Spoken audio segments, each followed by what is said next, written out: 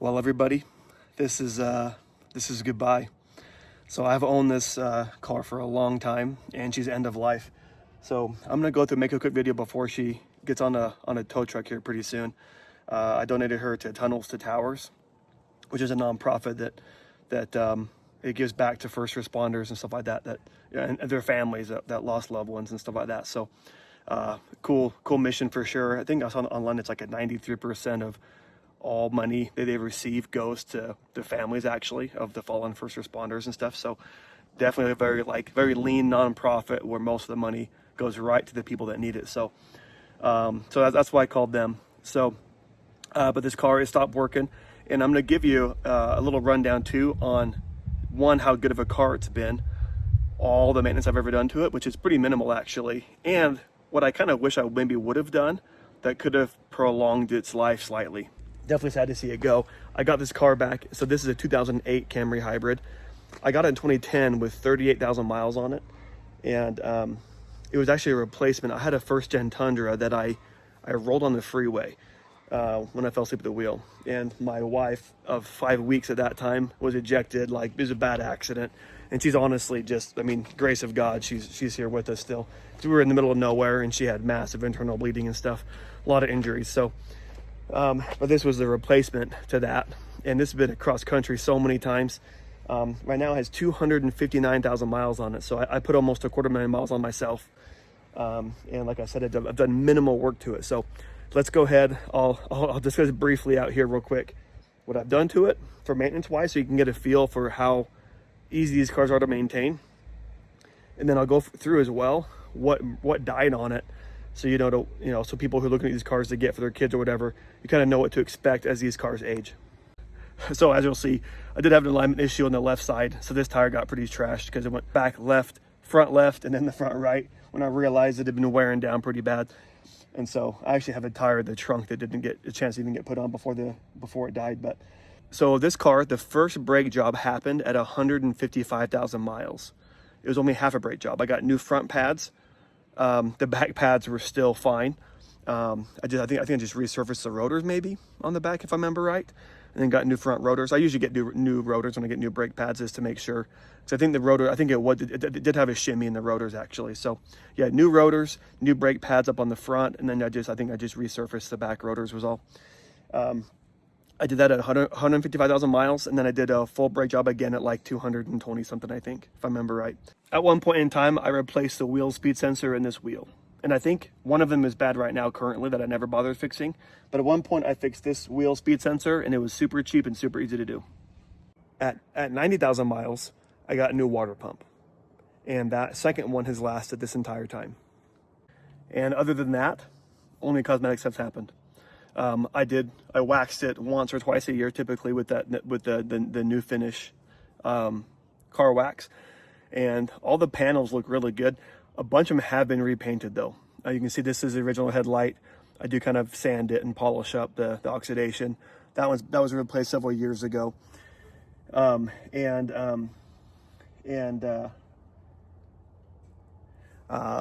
my wife hit a deer on that side. So I think the grill, at some point the bumper got replaced, that light got replaced.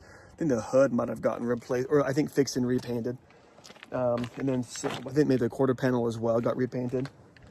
At one point someone backed into me and crunched my bumper, so I got a new bumper, and that's got repainted. And then also one time this side right here got repaired as well pretty extensively, because I had swerved to someone cut me off. I just instinctively kind of moved over a little bit, and the guy was in my blind spot, so I couldn't see. I shouldn't have moved. Well, I guess it was a lesser of two accidents, right? So kind of crunched my carpet a little bit on that side. So that part right here is also repainted. But as you can see, the paint actually aged really well. I mean, I think these doors have not been repainted. The roof has never been repainted. Neither has the trunk. Only oxidation on the car is this right here. And that's been there the whole time actually. So the paint held up really well, and it helped a lot, I think, because that I would wax it once a year, at least once a year. So now let's get into what failed on this car. So literally the entire powertrain is failing.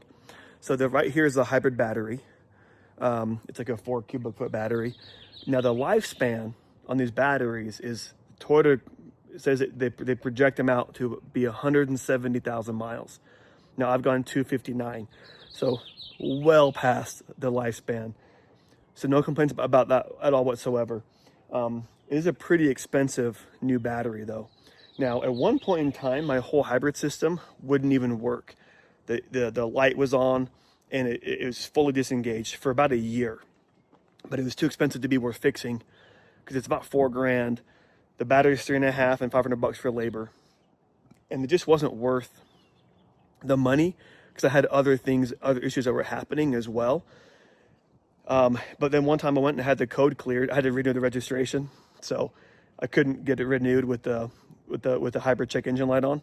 So I had them, I cleared the code out, drove it very carefully for a while, and then had it pass emissions.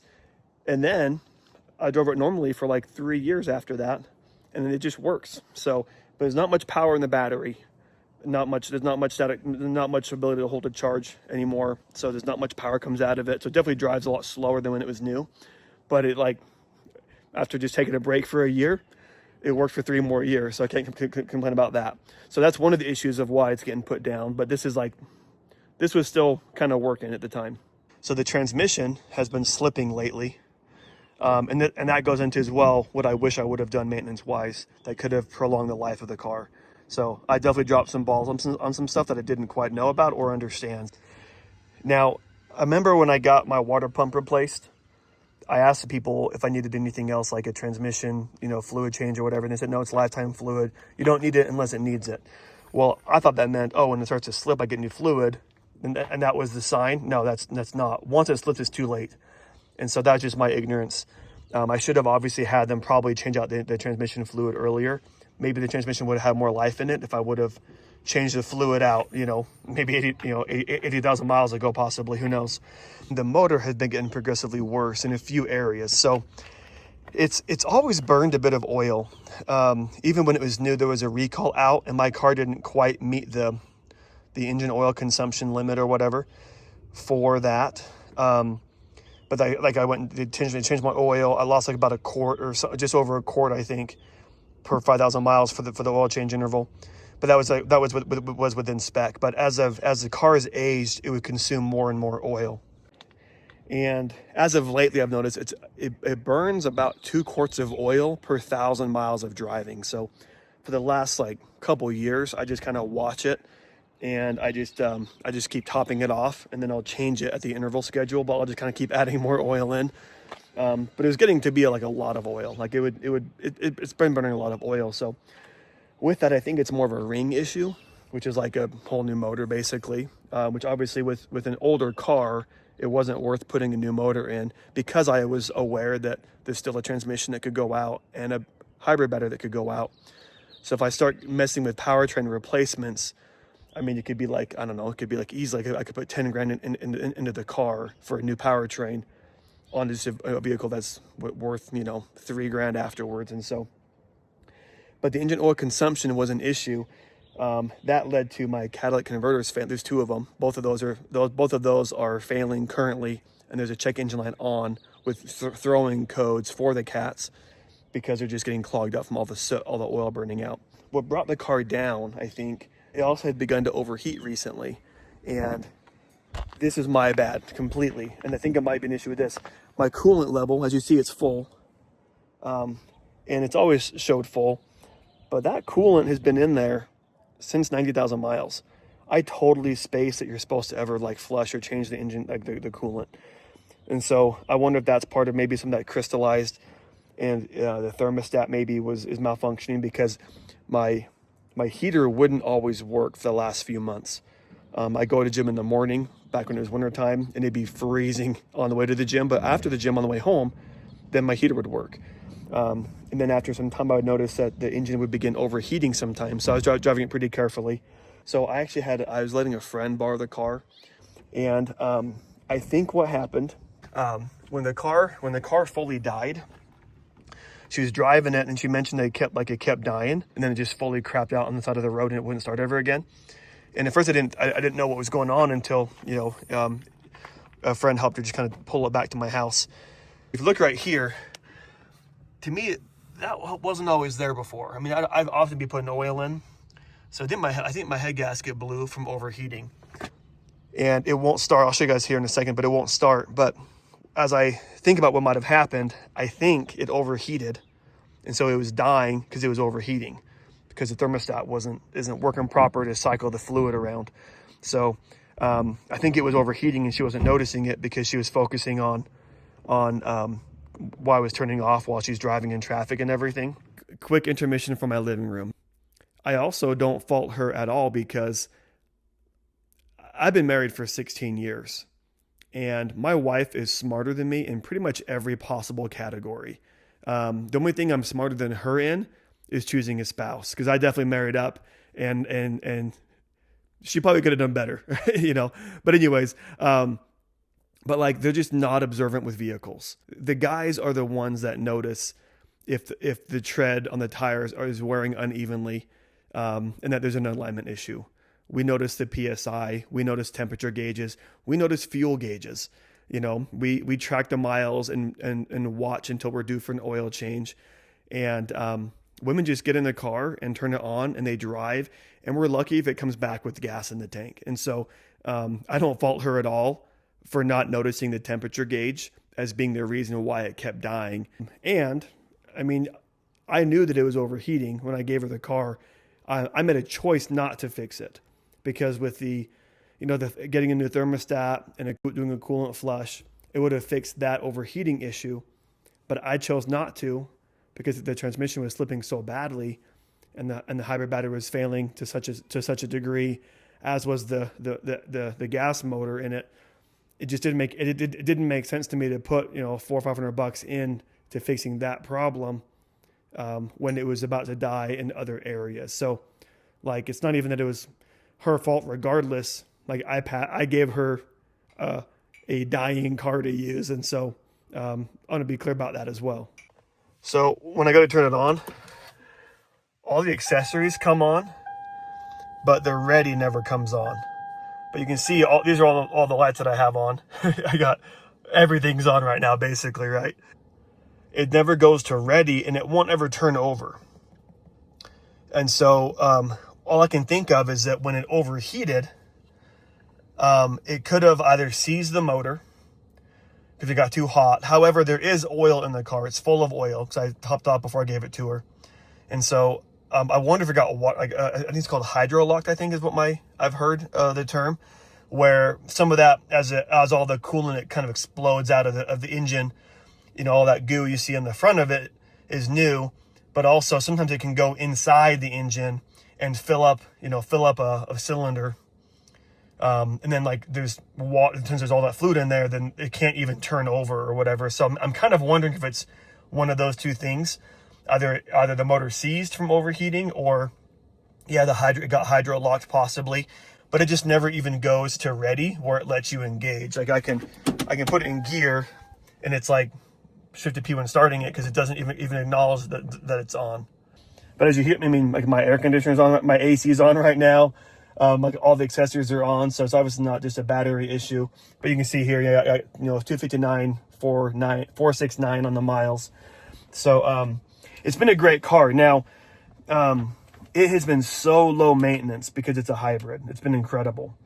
So I highly recommend these cars, especially if you're going to buy one on the newer end and you won't keep it quite this long. It's just so easy. Now, if you're going to try to have a car for like 500,000 miles, maybe it's better to get just a gas only version, to avoid having that battery replacement come up eventually as it gets to be pretty old.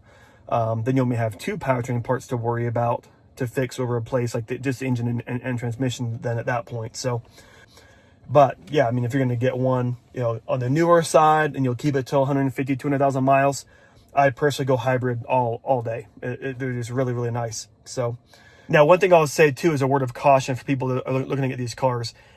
I noticed that they haven't, it hasn't liked being parked on a hill very much.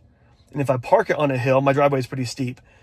If I parked it nose down, it would be happier starting up. But with the rings kind of failing, what I've envisioned what's happening is that the oil you know, as it would sit, the oil wasn't really staying on the lip of the ring to lubricate the cylinder walls, because it could slip past the rings. But if I parked it for more than a couple of days, when I would turn it on, it would just be metal on metal, just clanking, cars jumping. It was like, like 10 to 15 seconds. So if it was parked nose up, it was the worst. If it was parked nose down, it was usually better, and it would stop sooner. And so, but if it was driven every day, it wouldn't have that issue as long as it had oil in there. And so once I kind of, put that together, I could just keep oil in there.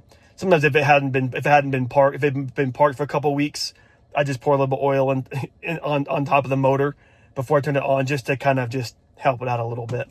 But it was definitely getting kind of rough towards the end there. So you'll want to kind of be careful.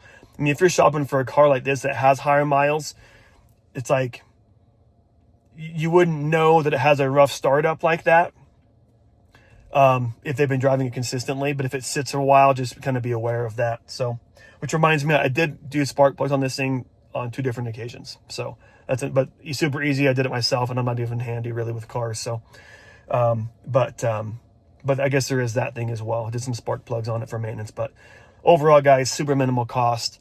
I really can't say enough good things about these Camrys. Like, I love this car. Tons of memories. I mean, I brought my first kid home from the hospital in the backseat of this car. My dog that's passed away now, that we got before we had any kids. Like, so many road trips, with him in the backseat. They're just chilling and stuff like that. And a lot of good memories in the car. So it's always sad to see it go. But wanted to give you guys a little update on this. I'll show you too real quick the interior. So you can kind of see, it's all aged really, really well. I mean, for how many miles I have on this thing. This came loose. My kids were stepping on the door or looking over at each other across the roof, so they broke my doors a little bit. But the leather has held up pretty good as well. I mean, it's not that bad in here. A couple of things right here. I think from a dog paw, kind of initially had split that. But then also just, it gets cold here in Utah, and you put my elbow on it too hard.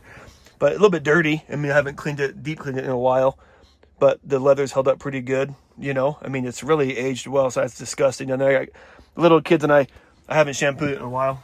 But obviously, if I were to shampoo the carpets, they would look almost brand new again. And so, like, everything has held up really, really well. The driver's seat is, has a bit more color missing on it, but the leather's intact. The foam is in good shape underneath, and everything else too. So yeah, it's been a fantastic car. Toyota did a great job making it. Grateful for them. Grateful for this thing.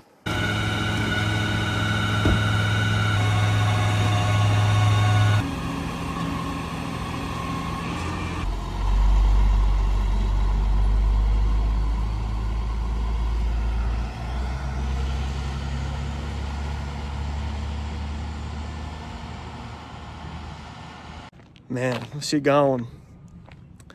Oh, do you guys cry too when you get rid of cars, man? Am I just a big baby? Because I swear I might cry a little bit. I get emotionally attached to vehicles. You got all the memories in them and stuff, and I can't help but feel gratitude for them, especially when they've been such good cars like that. Yeah, it's a good car. I'm gonna miss it for sure. So, now, as far as channel update goes, my truck is in Alaska right now. My brother-in-law borrowed it. I have his trail boss, his 6.2 trail boss right here. And he has my truck in Alaska, towing a big trailer, moving back here to Utah from Alaska. So my truck's gone for like maybe 2.5, I think, more weeks. And then I'll have that back and have some more content coming with that. But, in the meantime, guys, please, smash the like button and please subscribe, to kind of continue on with this little auto journey. Especially on my truck, getting it built out to be like a family overlander and that kind of thing. So I will have my first actual overlanding trip in it this summer. I'm going with my brother, who has a Gen 1 Tundra he just built up, and my dad has a very built up Jeep. My sister has a very built up 4Runner as well. That was my dad's, so he built it up and gave it to her, sold it to her, and then he got a Jeep that's pretty built up. So we'll take 3 or maybe all 4 of those on a big trip across Colorado. So that should be pretty fun as well. So stay tuned for that coming up in the future.